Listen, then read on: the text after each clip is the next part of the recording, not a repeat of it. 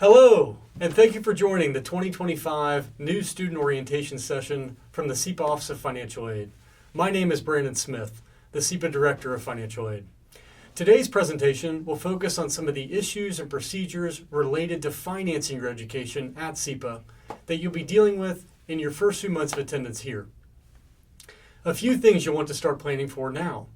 We will cover financial education, some procedures you'll need to know if you want to borrow any student loans, including some information about repaying loans, information about receiving and paying your bill from Columbia, what to expect if you're waiting for a refund of financial aid that exceeds your bill each term, on-campus employment, and some additional opportunities for funding your second year of study at SIPA. Let's start with financial education and the path to financial wellness. Step 1, know your costs. Understand your full cost of attendance, like tuition, fees, living expenses, insurance. The cost of attendance budget estimate is only for the period in which you are actively enrolled. The fall term runs from September to early December, and the spring term runs from January until May.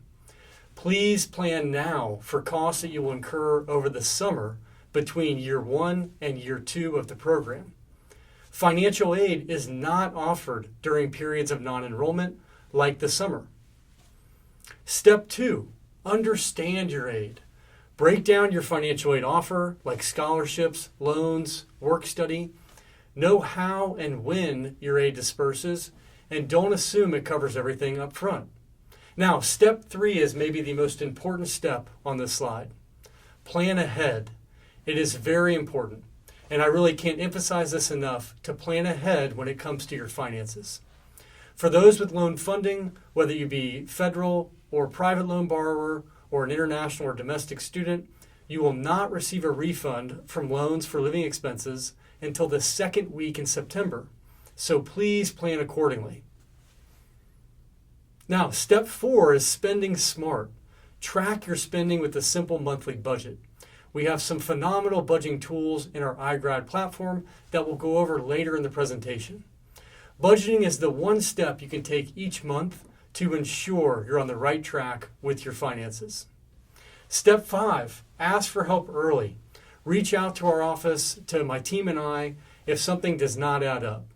Use campus resources. You're not expected to figure everything out on your own.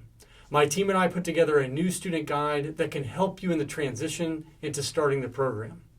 Now, your budget and financial plan is arguably the most crucial piece you should have mapped out as you begin the program.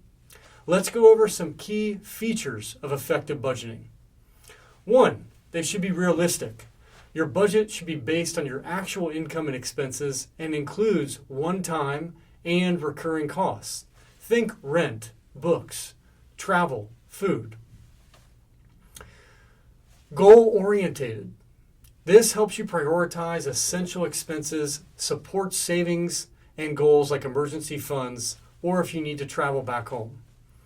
Flexible. You can adjust when your circumstances change, but you're not always prepared for the unexpected or emergency costs. Transparent.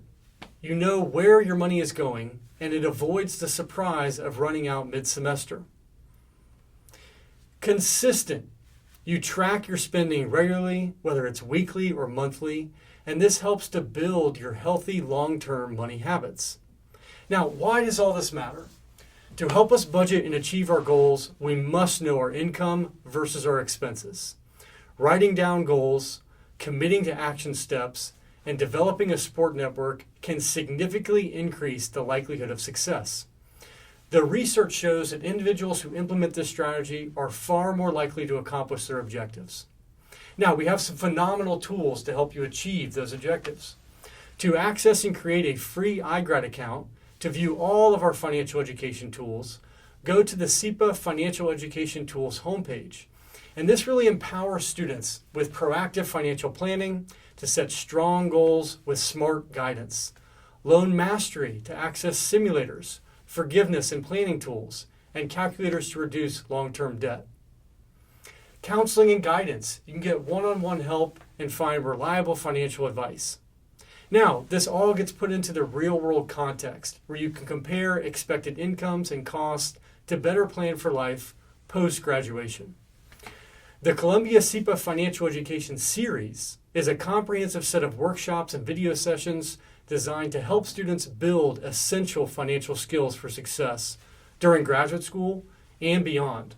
The series really covers a wide range of topics, from smart spending strategies on how to navigate student loans, and this really explains the differences between federal and private loans and responsible tips for borrowing. Another session, Bills, Bills, Bills, focuses on managing university bills as well as monthly expenses, and really helps students to avoid late fees, account holds, and credit issues. Arguably one of the most important is bridging the financial gap and unlocking funding sources. What we really did here was create a realistic budget and ways to explore scholarship, grants, and other forms of aid. Additionally, the session on scholarship success offers targeted advice on how to research and apply for external awards. And then finally, which you all may have been a part of earlier this month, was funding in your first year at SIPA. This session really prepares incoming students for the costs associated with graduate school, as well as the payment timelines. It also offers tips on how to financially prepare for the summer months now in advance of the break between year 1 and year 2. Now, all of these presentations can be found on the Financial Education Series homepage, or simply go to Google and type SIPA Financial Education Series. Now, many of you have already taken care of everything for student loans, but if you haven't, or if you find you need to borrow more, you have some time to do so. If you've completed a FAFSA for the 25-26 academic year, you should have received an email from us with a link to a portal where we provide you with details about your financial aid eligibility. This includes a section where you can accept your loans, or you can decline them, or reduce the amount if you choose. You must either accept or decline your loans. There are also links for the required online entrance loan counseling, as well as the master promissory note that will need to be completed for the unsubsidized loan, as well as the Graduate Plus loan if you decide to borrow. If you haven't started any of this process yet, and you're interested in borrowing a student loan, or just want to learn about how you qualify, you will need to complete a free application or federal student aid called the FAFSA, and it would need to be done for the 25-26 academic year. Now, there is not a hard deadline for this, but the sooner you do it, the sooner we will be able to package you and send you an award letter. My suggestion would be to have this done no later than the last week in August to ensure there is enough time before the bill is due. Now, there are two types of loans that I went over, the unsubsidized direct loan as well as the Graduate Plus loan. The interest rates are 8.08% for the unsubsidized loan and 9.08% for the Graduate Plus loan. There are also origination fees tied to each loan. Borrowers of the unsubsidized loan will see a deduction of slightly more than 1%, while there will be over a 4.2% fee deducted on Graduate Plus loan disbursements. Now, once a FAFSA is received, our office will send you an award letter that provides instructions on how to log in to our financial aid system here at Columbia called Net Partner. Now, in Net Partner, you can accept or decline your awards. We also have a navigation pane in the upper left-hand corner when you log in, where you'll have a sub-menu icon. The first place you should go is to view your awards, and then if you would like to accept, please accept in the drop-down menu to the far right of the award. If you don't need a student loan or don't wish to take work study, you should decline either or both from the same drop-down menu. Again, this should be done no later than September 1st. The screenshots below illustrate the menu and submenus to accept awards and view your required documents.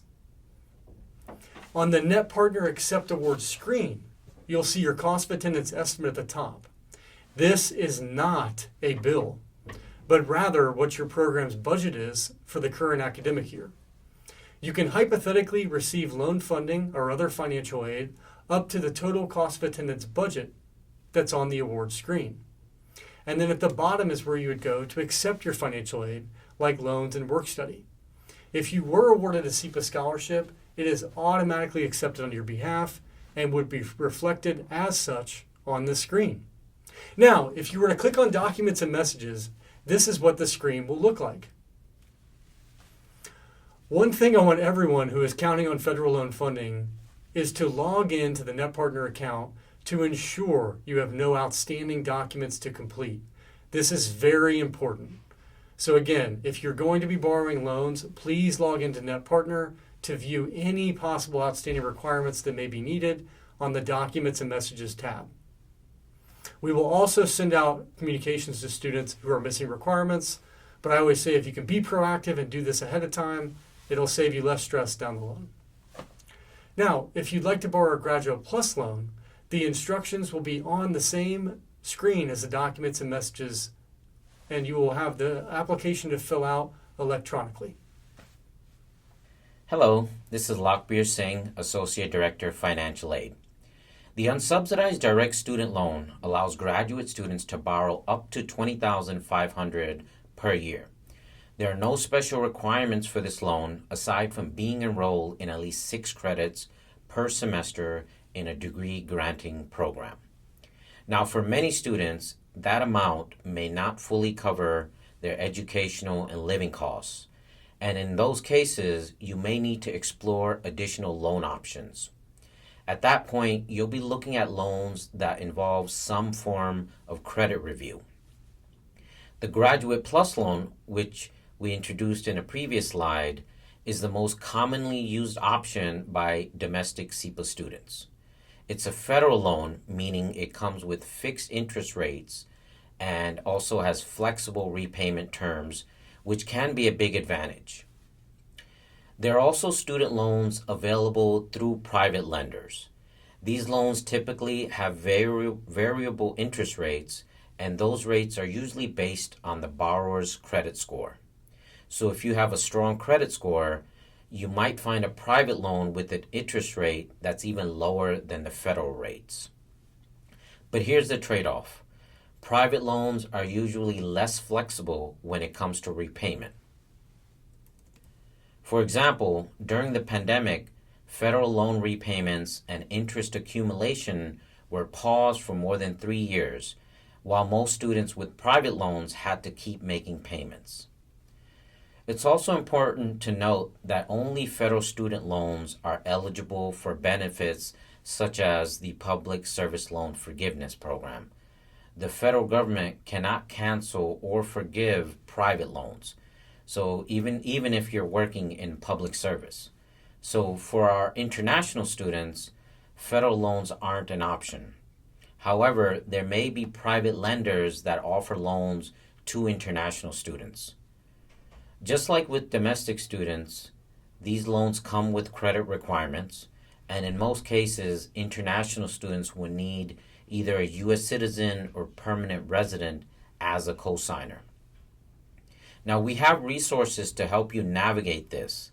The Financial Aid Office website includes links to suggested private lenders, both for domestic and international students, and our team is always here to help you through the process if you need support. Now, let's talk about how financial aid works when it comes to your living expenses. Almost all types of aid, whether it's loans, scholarship, or grants, are first used and applied towards your tuition and fees. Now, if your total aid exceeds your bill, the remaining balance is refunded to you. Now, that's money you can use for living expenses like rent, food, transportation, and more. Just keep in mind, these refunds are typically dispersed about 2 weeks into the semester. So it's important to plan ahead and budget for that waiting period, especially for your first term and future semesters after that. Now, if you're expecting a refund, meaning your aid is more than your bill, you'll want to make sure you've set up with direct deposit through SSOL. To do that, you'll need to add a U.S. bank account and enter both the account number and the routing number. Now, this is the fastest and safest way to get your refund, which is typically dispersed during the second week of your semester. You'll also set up direct deposit in SSOL. You'll see the link right at the top of this slide. Once you click on direct deposit authorization, you'll be taken to the direct deposit screen. From there, you'll want to click Change Data. That will bring you to the section where you can enter your banking information, including your ABA routing number and account number. You also need to check off the authorization box, giving Columbia permission to deposit your refund directly into your account. Please make sure you've completed this step before the semester begins. If you have a few minutes today, I recommend doing it now. It only takes a moment and helps avoid delays later. Also, if you're a sponsored student, you can view your third-party billing information in this section as well. Now, some of you may have student loans from a previous degree program while you're enrolled at SIPA. Your existing federal student loans will be placed in deferment, and you won't have to make payments on those loans until after you graduate. In most cases, no action is required on your part to put your loans into deferment. At Columbia, the Office of the Registrar reports your enrollment status to an organization called the National Student Clearinghouse, and most servicers or lenders use that information to automatically defer your loans while you're enrolled. The registrar submits this data monthly, so your loan servicer should receive confirmation of your enrollment sometime in September. If for any reason you receive a loan bill after that, don't panic. You can reach out to Columbia's registrar's office and they can verify your enrollment for that or any other purpose. So you'll see the link to their website on this slide, registrar.columbia.edu. Now, Columbia University is one of the largest employers in New York City, and many of the jobs on campus are held by students. If you're a U.S. citizen or permanent resident and you've been awarded federal work study as part of your financial aid package, here's what you need to know. First, you'll need to accept your work study award through the financial aid portal NetPartner. Once that's done, go to the website you see on this slide, fws.columbia.edu. That's where you can search for and apply to available work study jobs. Now, you won't be automatically assigned a job. You'll have to apply for the ones you're interested in. Once hired, you'll be paid for the hours you work, up to the total amount of your work study award, which is typically $4,000 for the academic year. Now, if you're nearing that $4,000 cap during the year and want to continue working as a work study student, please reach out to us because there may be a possibility to increase your work study award. Since work study is a part of a fund through the federal government, it's only available to U.S. citizens and permanent residents. But if you don't have a work study award, that doesn't mean you can't work on campus. There are plenty of other student jobs available, but they aren't tied to financial aid, and our office doesn't manage those positions. To explore those opportunities, head to columbia.edu. Scroll to the bottom of the page and click on the careers link. From there, you can filter your search to find part-time, student-friendly jobs that are currently available. And finally, another employment opportunity you'll definitely want to look into is the SIPA assistantship program, which we'll talk about next. SIPA offers salaried assistantships to second-year students, and you'll be able to start applying for those during the spring semester of your first year. The Office of Student Affairs coordinates the application process, and they'll be hosting an information session next spring to walk you through the available positions and how to apply for them. Now, these assistantships cover a wide range of roles, everything from teaching and research assistantships to tutoring and academic or administrative support positions. The salary range varies depending on the role.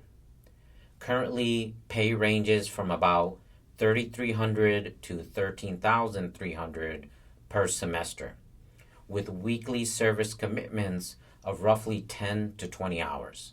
In a typical year, there are hundreds of assistantship positions available, and more than 40% of SIPA's second-year students receive those assistantship roles. Now, as you go through your first year, pay attention to the types of roles that second year students are holding. It can be helpful to start thinking early about what kind of assistantship you might want to pursue. And like with any other job, networking is key. Getting to know staff and faculty now can open up doors later. Students often ask if they can apply for assistantships at other schools across Columbia. While most schools reserve their assistantships for their own students, if your networking brings you to a faculty member outside SIPA who's looking to hire, it's always worth asking if you can apply. Thank you. Hello, my name is Quentin Sipp, and I'm the Assistant Director of Financial Aid. Financial aid and billing are two linked but separate functions. Your bill does not come from the SIPA Office of Financial Aid, nor do you make payment to us.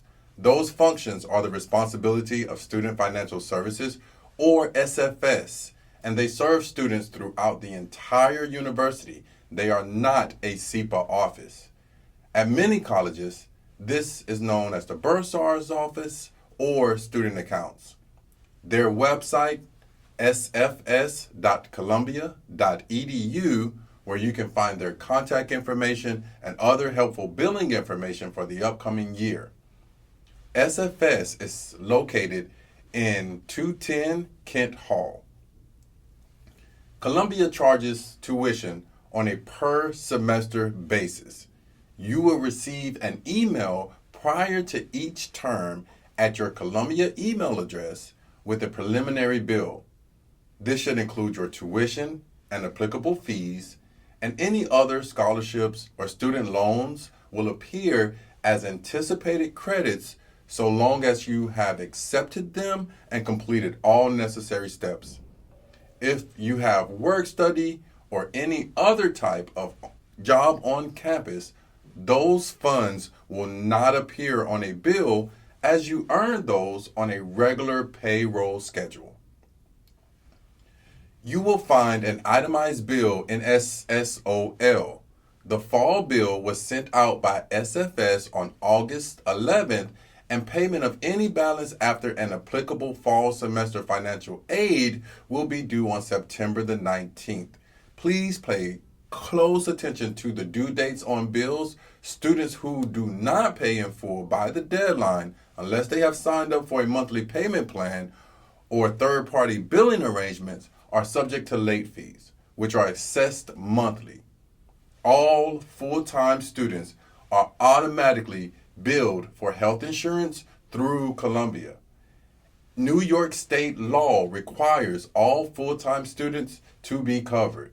But if you are a U.S. citizen or permanent resident and are already covered under another plan, perhaps through your parents, your spouse, the military, or anywhere else, you can decline the health insurance and have the fee waived. Your bill includes instructions, and you can also go to the University Health Services Office website for more information, health.columbia.edu. The deadline to submit a waiver to the University Health Insurance Office for the fall term is September the 30th, 2025.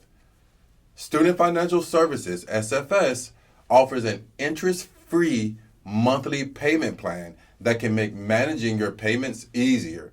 There is a nominal fee to sign up, and it can be used for an entire academic year or one semester at a time. If your bill is being paid by a sponsor or any external agency and payments will be made directly to the university, go to the SFS website for more information about that process. You must provide information to them about your sponsor, and SFS can send them a bill directly.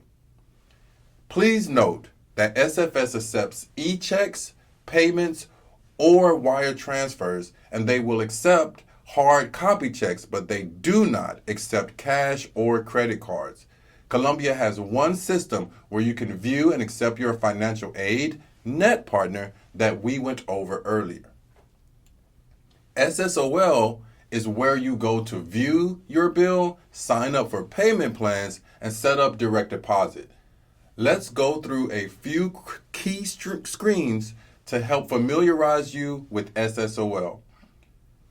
When you log into SSOL, under the account column, there are several important links listed on the right-hand side. If you click Account Detail and E-Billing, that is where you will go to view your bill by term and make a payment. To make a payment, click View E-Bill and Pay by E-Check. If you just want to view the bill and not make a payment, click on View Student Account Detail by Term. While searching for funding from outside organizations holds no guarantees, such as funding is only a possibility if you take time to search for it, and we strongly recommend that you do. These sources can include professional associations, philanthropic groups, employers, government agencies, community foundation, and others. The sites on this slide are just some examples, including a scholarship database maintained and updated by the SIPA financial aid team that may be of particular interest to student SIPA applicants. These funding opportunities may be available to all students, first or second year, domestic or international, and can be based on academic achievement, professional credentials, areas of interest and experience, financial need, or any kind of demographic criteria. SIPA students receive significant funding through outside sources of their own finding each year, and we encourage you to seek these types of resources as well.